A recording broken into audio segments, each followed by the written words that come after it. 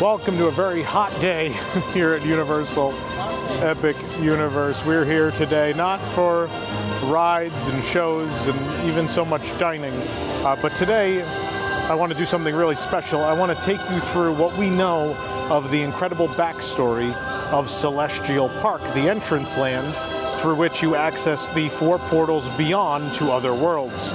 So today we're going to be exploring purely what we know about the backstory. Well, I have some theories I want to share, and maybe you can share what you know as well if you've been to the park or heard some things, and I think we'll have a good time. So here we go. Let's take a backstory tour and learn the secrets, the lore, the story of Celestial Park. We begin at the Chronos, which is powering the portals to the 4 other worlds beyond Celestial Park. The Chronos, invented and designed by Vincent Various. Vincent Various, also the proprietor of the Sensorium Emporium, which is going to be on the right side after we go through the Chronos. Now, I will warn you, since we're early on in the park, Creative shared a lot of details with park management and tours and team members, but not everything. So there will remain some questions to answer as time progresses, and there may even be some questions you have that I cannot resolve. But we're going to start in Sensorium Emporium, since that connects to Vincent Various. Now, when this was announced, I just assumed his name is Vincent Various. It's a funny name. You'll find various goods in a store, like an emporium. So I just figured he was a shop proprietor. I didn't think there was more to him, but Various Emporia, the Sensorium Emporium. And Lens Flare also in here, the camera shop. But Vincent's, I guess, workshop, or whatever you'd like to call it, is up top here in the Sensorium Emporium. There is his telescope to look at the stars. There are also telescope-themed lights in here to go along with that. But then if we come around to this side, there's Vincent's workshop. I'm going to try to zoom in here a little.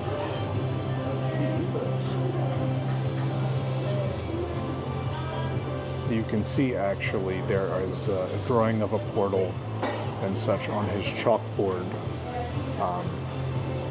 There's a lot of blueprints up there and lots of things that are kind of out of our sight line. And I'll need to bring the zoom lens at some point to uncover. But yeah, you see there's a portal up there. But that is Vincent's office.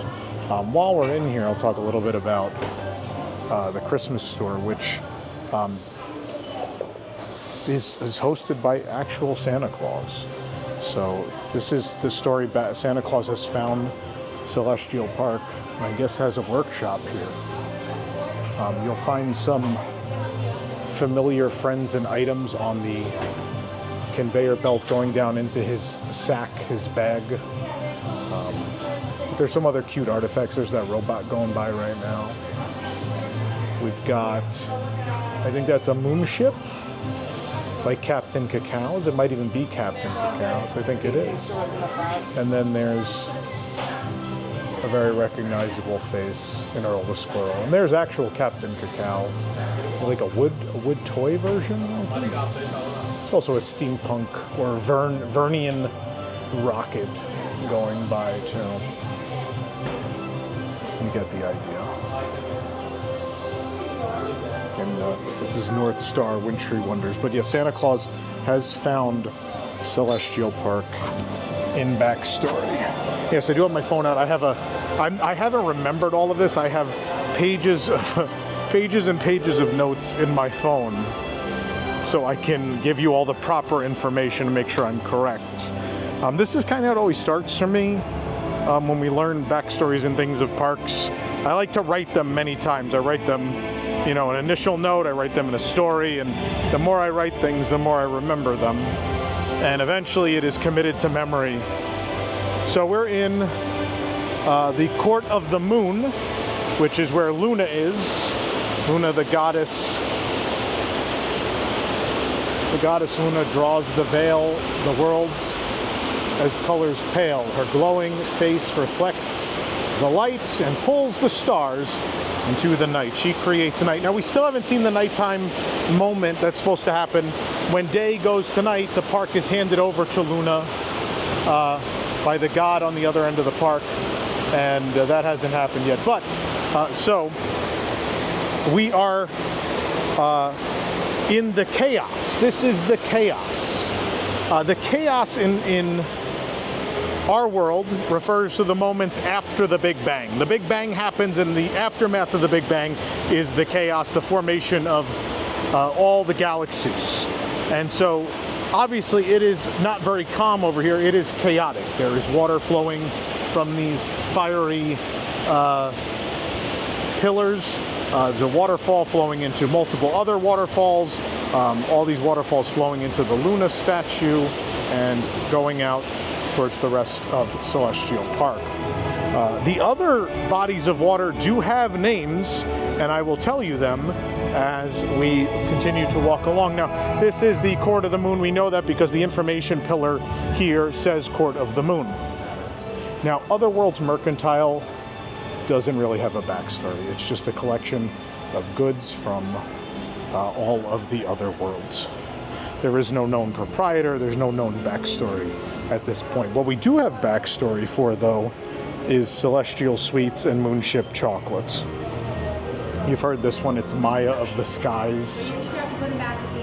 And she is searching for recipes and sweets across the galaxy. Her captain is Captain Cacao. He is a bear.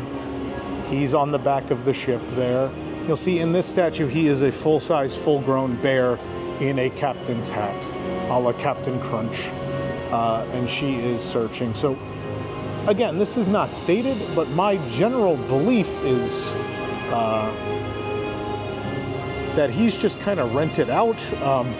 He's the captain of the ship, and she needs someone to pilot her to all these locations to find recipes and such. Also, there is a reference in here. We'll go look for it. I believe they explain that these puffy stars in the balloon of the moonship are actually marshmallows. They're star-shaped marshmallows which give the ship the ability of flight. But let's go double check on that. There is Captain Cacao in his cuter plush, I'd say plush form, but he's definitely not plush there. But this is the back of his ship here. There he is, his head on the ship, and then there's the back of the ship. We see the clouds going by as we are flying through. He obviously has a lot of merchandise. There are little medallions with he and Maya on them in the moon ship. But if we go look in this case over here, there's some stuff to talk about. I may stay in here because it's very cool, very nice. There's a map. See Crushed Jewel and Sprinkles 7-layer belt. The Novice Bananas Nebula. It's places they've been, I suppose. But see, oh, here we go. Fantastic floating marshmallows. And that's their floating marshmallows. That's what's making the ship airborne. But he also has a, I guess he's a bit of a chocolatier himself, because this is Cacao's Choco Lava Sauce, unless Maya just named it for him. But he's the captain of the ship. I think that's his primary job, is to pilot.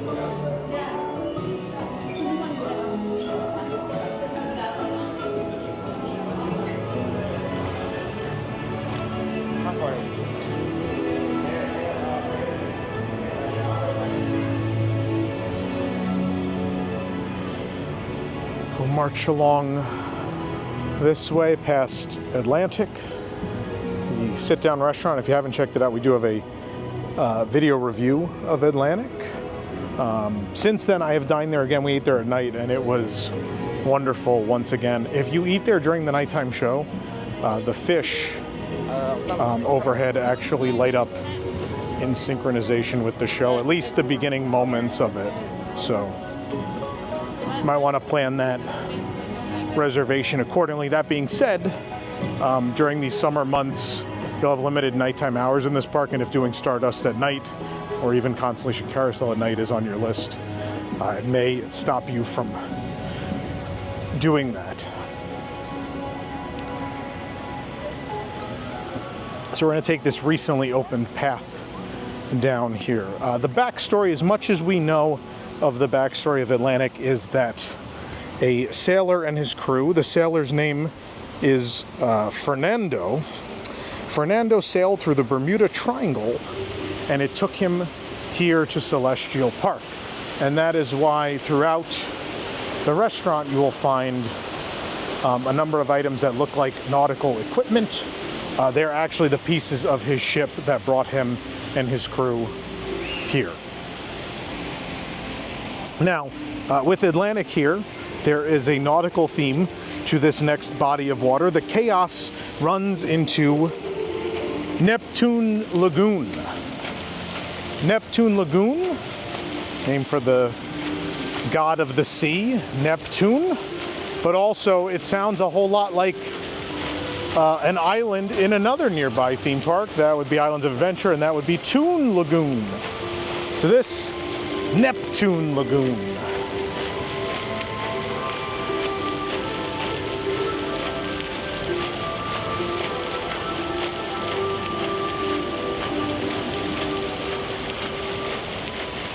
The next body of water, which is the one that the Constellation Carousel sits upon, is the Orion's Pool. Orion's Belt, I'm going to pull this up because I'm not an astronomer. Orion's Belt is not a constellation, it is a readily visible asterism, a recognizable star pattern. So, star pattern, I think, isn't a constellation a star pattern? Is it not? So, it's the Constellation Carousel, and it sits on Orion's Pool, as a constellation might sit on Orion's Belt, I suppose. I'm sure someone will correct me if I'm wrong.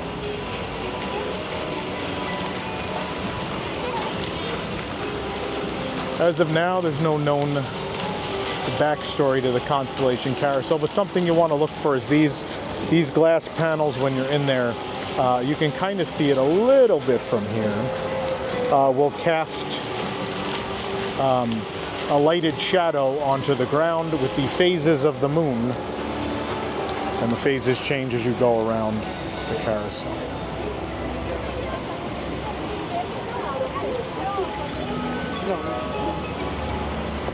Now, if you're saying, Tom, you've only had like 1 or 2 sentences for each establishment, when are we going to get into some deep backstory? Well, Stardust Racers is going to give us the opportunity to dive into some deep lore, at least slightly deeper than everything else we've had so far.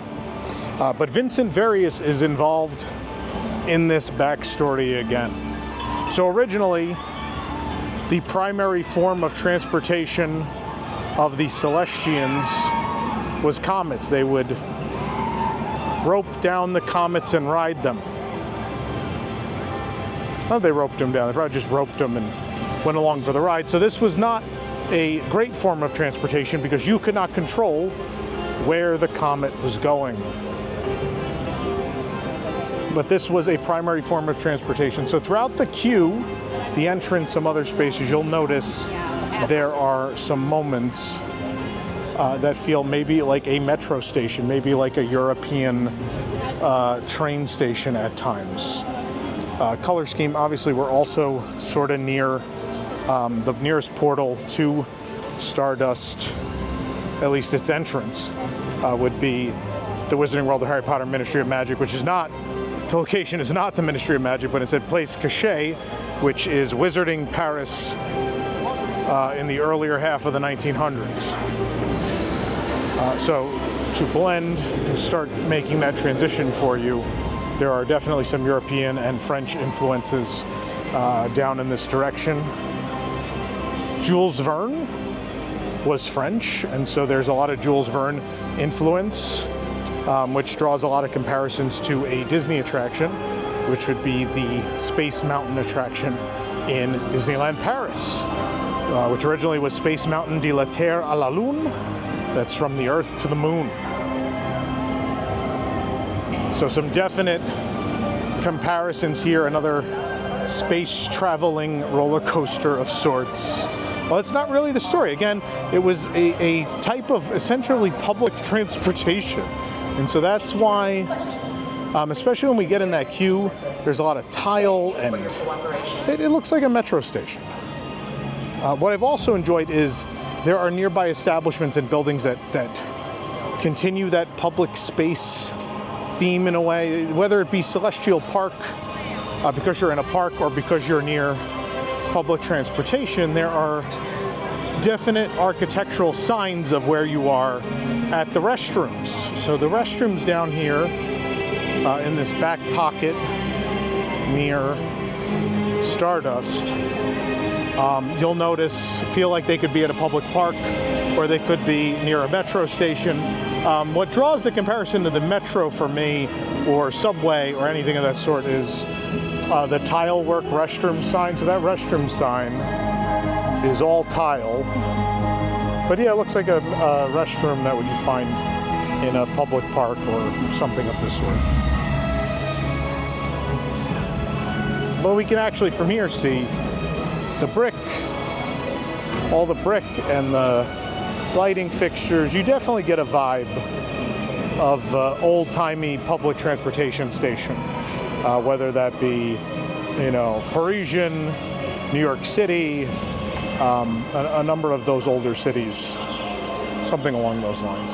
So more of that backstory. So eventually, that's not the use of the comets. The portal technology means there's no longer a need to simply rope comets and ride them to a destination you don't even know what it's going to be.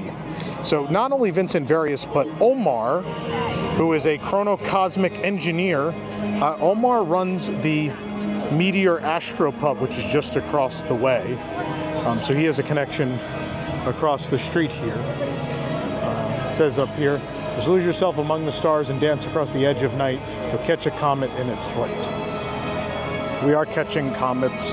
But now what's happening is Vincent Various and Omar rebuilt Stardust racers together and found a way to harness the energy of the comets, and they decided we should just use them for entertainment, for pleasure, and we'll race them. So they turned this metro station, this public transportation system, into some leisure for the people of Celestial Park and those visiting. There are 9 comets or trains, and they're all named for famous scientists such as Einstein, etc. One of them is named after Dr. Emmett Brown of Back to the Future fame. That's not because Emmett Brown came here at any point in time. They're just celebrating world-renowned scientists from our world and from other worlds, which would be movie worlds. Yeah, one train is the Emmett Brown, but every train, every single last train on the back of it has a flux capacitor, which we may see flash by the next time a train dispatches. They're using the flux capacitor as part of the harnessing control of the comets. Luckily, though, the comets do not eclipse 88 miles an hour, which of course would send you through time. Luckily, these vehicles travel at 62.6 miles an hour. What's interesting about the speed of 62.6 miles an hour? That's 626. It's not a universal reference. It's a reference, maybe. There's the flux capacitor on the back of the train. You kind of get a brief glimpse at it. Sadly, the Pocket 3 doesn't zoom very much. I know you all know it's there. 626 is the experiment number of Stitch from Disney's Lilo and Stitch. So maybe someone was a fan. It is a space-themed attraction, so it seems likely that it's on purpose, but maybe it's not. Maybe it's a happy accident. It's one of those ones that'll be urban legend until someone who actually worked on the project comes out and says otherwise to us. So yellow, their names, the tracks have names. When you go upstairs and you split into the two separate queues, they say on the ground yellow and green, but yellow and green are not the actual names of the tracks. The actual names are lumen, which translates to, lumen is light, and green is velox. Velox for velocity, speed. So speed and light are these two characters you see here at the entrance of the attraction, who are the two comets racing towards each other at the entrance. So one, again, is lumen, the other velox. Another thing, we're not going to be able to see it right now, there is a reference at night to Dueling Dragons. Dueling Dragons, the first dueling roller coaster in the history of Universal Orlando Resort. We're going to see the top of it here. There, no, not yet. No, the other side. So over this way. It's kind of going to be hard to see from here, but also you're not going to see what I'm talking about right now. At night, apparently, when the two trains eclipse each other, when they spiral around each other, the lighting on them goes from blue to red. Blue and red being the colors of the dragons in Dueling Dragons. There's another Dueling Dragons reference in this park, which I will share with you later. Based on the timing, we've been doing this for 21 minutes already. I'm going to have a wild guess, and I'm going to have to break this into parts. But yeah, so as far as all we really know about the Astropub is that Omar, the chronocosmic engineer who helped Vincent Various create Stardust Racers, operates this establishment. They have a greeter outside. I wonder if that means they're full. I'd like to pop in here and take a look at the bar, which is definitely the part of this that has the most going on. Now, there are these what look like little planets up here. If we look closely, there are comets. Those aren't belts, they're comets zooming around these planets. But the planets all have the sort of shiny exterior, and at night they have a star pattern that illuminates from within. Light illuminates and there's star cutouts, and it creates like a galaxy. Oh, they're just forcing you to go the other way. So anytime you see that as parks, supposedly those are fragments of comets. In many cases, fragments of specifically the comet you see at the front of Stardust Racers. The one that I've been told several times now is a Stardust Racers fragment is this one on top of Bar Zenith. We'll walk around the front side.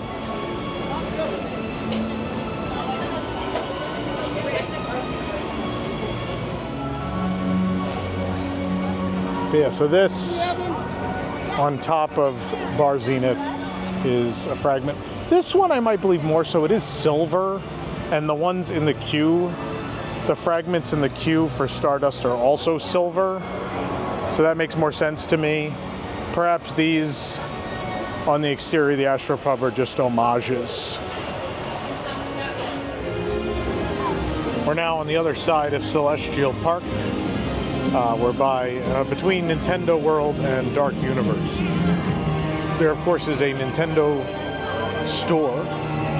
There is no backstory to that. The backstory is when this park gets busier, it's already busy today, but when it gets busier and the portals are closed, if you want to buy Nintendo products, you don't need a virtual queue or access to the portal to do so. You can go in there and get it. But we're going to talk about Pizza Moon, the beloved Pizza Moon, everybody's favorite, mine as well. Although I actually, personally, Oaken Star is my thing. But this is a close second to Pizza Moon. In backstory, Pizza Moon was founded by Hugo and Cosimo. They created it from an abandoned theater. One of them wanted to be a restaurateur, the other one wanted to be a theater owner, so they reached a compromise, which was a theater restaurant that serves pizza. That's the whole story. That's what we know. Obviously, there are characters that appear at the Pizza Moon. If we look at the posters outside of the restaurant, we have the King of the Pizza, His Majesty King Cornicione, Lord of the Golden Crust. Is that the only post? No, we got another one here. There's also pizzaiolo, the Duke of Cheese. Madame Margarita is hanging out back there. I think she's on the other side too. I think we get a better look at her on the other side, actually. So let's go to the other side. And all these characters will appear in the flat vignettes inside the restaurant. Calzona, the Queen of Marinara. We then have the fabulous Fontina. I don't know if some point they thought they were going to have shrimp pizza, because even the restaurant, she's holding shrimp. Here we have the Flying Pizzarellos, seekers of otherworldly herbs and spices. Here's another fun detail here: the Celestial Park Film Society, the Société du Film du Parc Céleste, also has the degrees, which is what you cook pizza at 800, right? Touchdown in the Sea of Cheese, an epic creation. I think there's another poster back here. Oh, it's Pizzaiolo again. But we're not going to go in right now. But yeah, you'll see them all in there. It's just pre-lunch rush. Actually, maybe we can, I don't know if there's a line already. Just find an open table and order through the Universal Studios app. I think we can, I think it might be quiet enough right now. Oh yeah. So we'll go up what is usually the queue if it's busy enough. And you see some of those characters swinging. Although I think that's a different lady than the one with the shrimp outside. I don't think that's her. Maybe it is. Maybe just the lighting.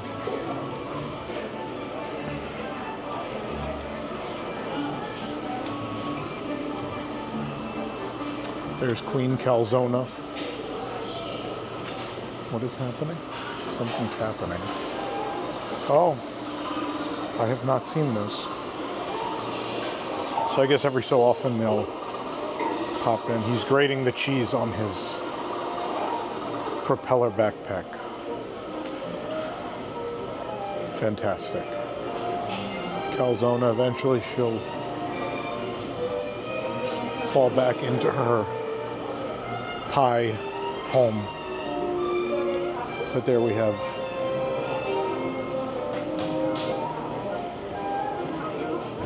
the king is up there.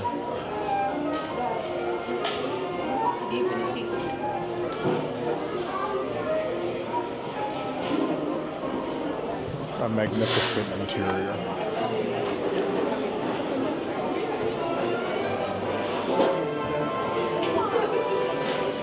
WDW News.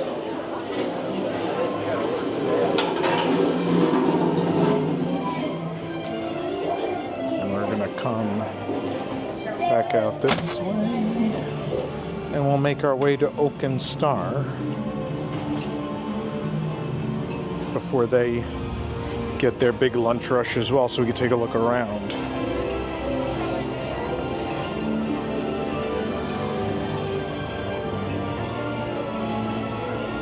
Now for Oak and Star, I'll start telling you the story that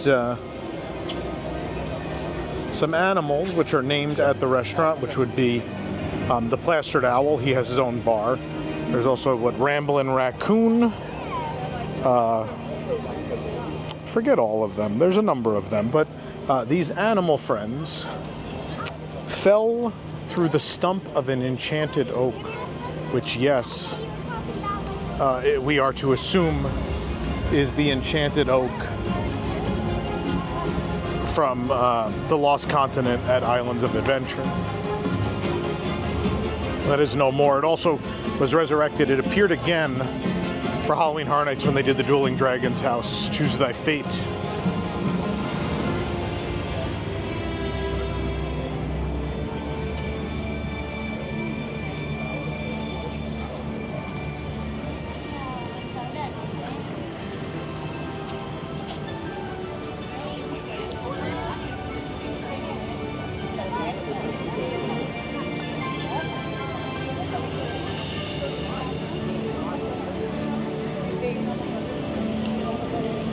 This is said oak sitting in this fountain, the oak in the name. Although they fell through an enchanted oak and ended up here. And then there's a different oak here outside. In the story, all the inventors, scientists, Celestians come together in this space to share ideas. Another fun thing is apparently this star in the center of this restaurant points to the comet of Stardust Racers, but I don't know if that's entirely true. I'm going to try to get it's hard to see from here. Yeah, it might. We got this band shell in the way, but I think it does. It's because I think it's directly behind the band shell for us, which is right there. It definitely seems to be angled at Stardust. So we had been told a different story from a team member in this restaurant, that this particular enchanted oak was formed when the comet that you see outside of Stardust crashed in this spot.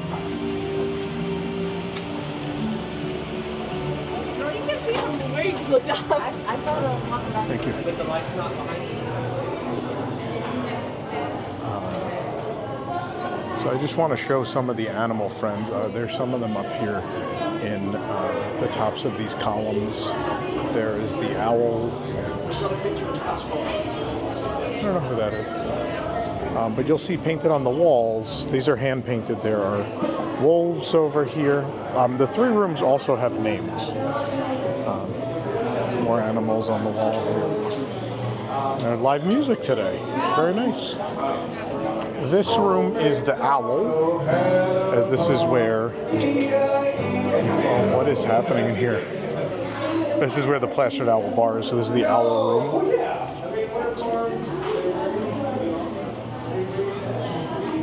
This, I believe, is the star room, since it has the star that points at Stardust. And then the final room is for the oak. We have the oak, the star, and the owl.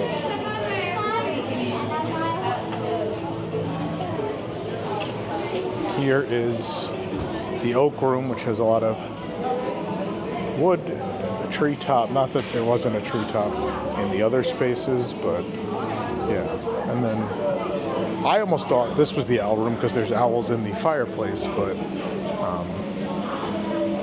it makes more sense that the owl bar is in the owl room.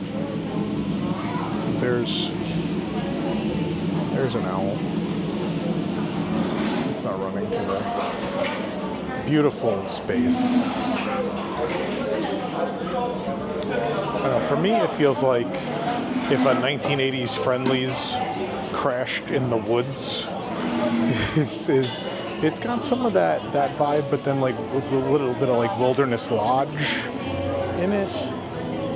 And I think it's I don't know, it's just very homey and cozy space. I like this where the light spills in through the stained glass. It's very pretty. I don't happen to know the story of Frosty Moon, but I do know a little bit of the story of Celestiki, which is the adjacent bar.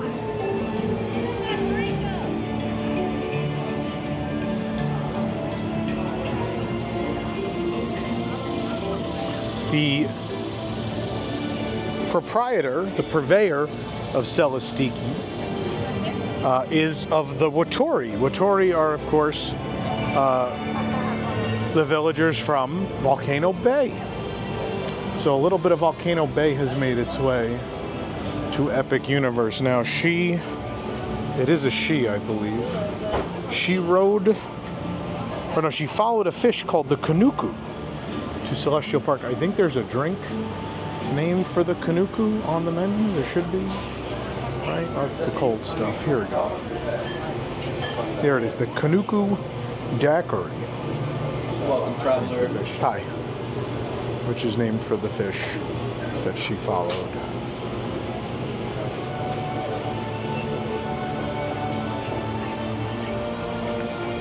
Cute little tiki bar. One of the few things I still have not reviewed at this point. Today's a nice warm day. It's really chill right now. I might grab a frozen drink there at the Celestiki.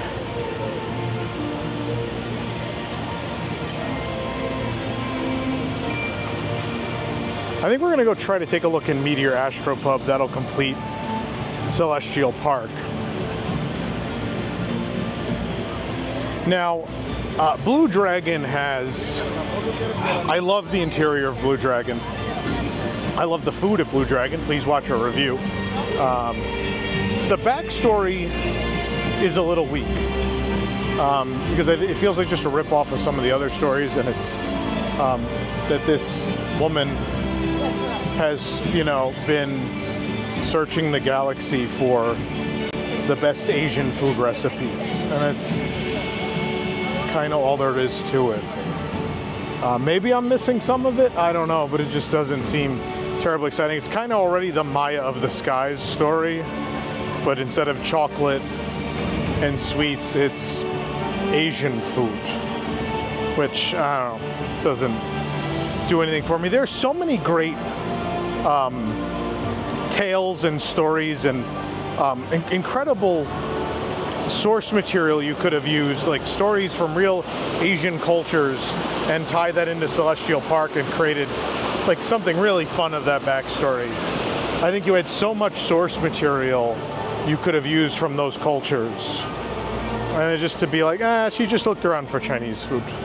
It's like, oh, okay, all right. I still love Blue Dragon. The interior is magnificent and really like the food.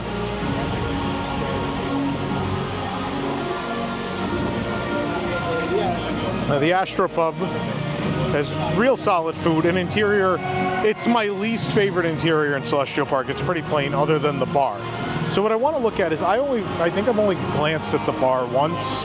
I feel like the bar is going to lean a little into the Stardust story, where Omar, who is the chronocosmic engineer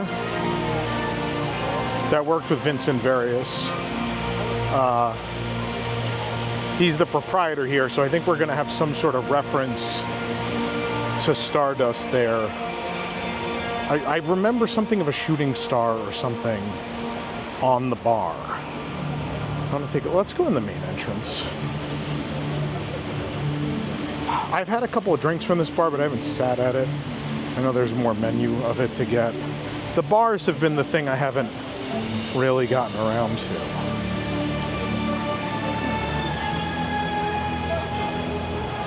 Let's pop inside the Meteor Astropub.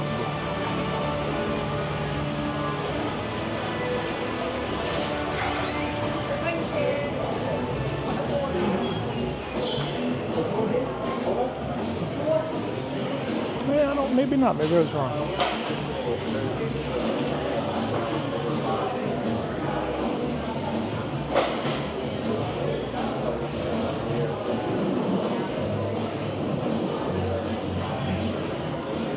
I'm sure there's a story to these things and I just don't know it.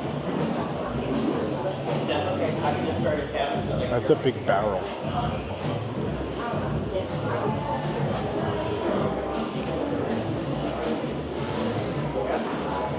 Funny enough, I think the mural has the racing comets. That's what I was thinking of. It's the mural. So we have the two comets racing on the back wall. But see, my problem with Meteor Astropub is there's nothing beyond the mural. And what we just saw at the bar. There's nothing in here. And the other interiors in this park are just so. They leave you so awestruck that you come in here and you're like, that's it? The problem is I went in all the other restaurants first, and then you come in here and you're like, oh, this isn't much anything. Although I do like the text on this order, the Yummus Grandiosity. He's a, you know, he's a scientist, so Frium Frenchium. Oh boy. I hate that the speakers are uncovered and just blocking some of the text up there. There's some fun text. Oh, and then up here, yeah, this is There's a big old comet meteor with a kite tail soaring across the ceiling. And it does have that look of what we talked about, the comet particles. It has those little holes in it and little star cutouts, so it lights up from the inside at night, which is what we've seen in the queue of Stardust. We've seen it out at Bar Zenith. Whatever is supposed to be a fragment has that look to it. Now, I have a theory that could be totally off base, based on what the design language is telling me.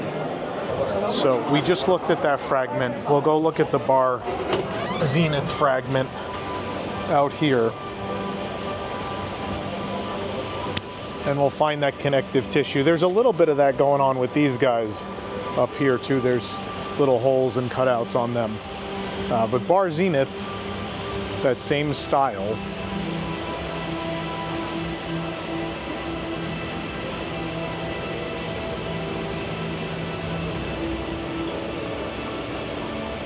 so here's my theory. We're going to walk down Celestial Park and I'm going to tell you my theory.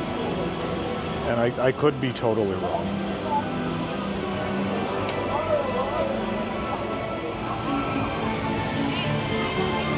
So here's a theory I have, is that part of what's powering the Chronos is a meteor fragment.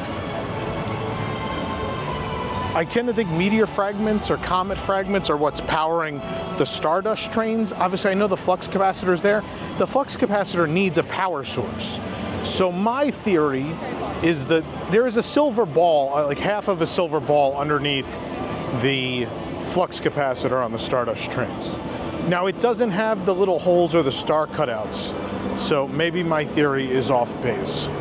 But my theory is that the comets are powering, I was supposed to be riding on a comet, but the comets are powering those trains. And if the comet fragments are strong enough to power the 1.21 gigawatts that the flux capacitor needs, then a larger fragment could be powerful enough to power the Chronos, which makes the portals possible.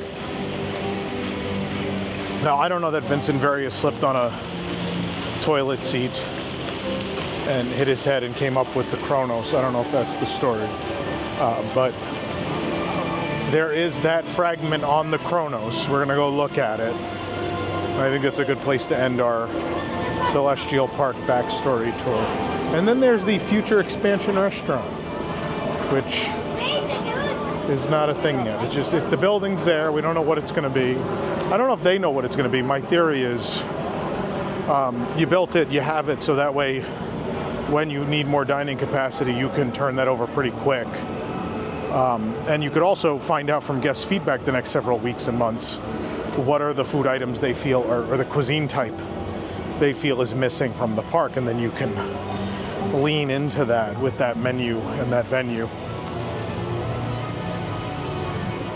Let's go look at that big old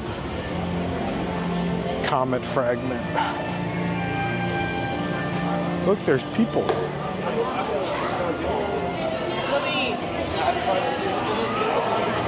It breaks my heart to see guests eating Starbucks sandwiches when there is such great food in this park. The food and beverage team, I think, won the battle.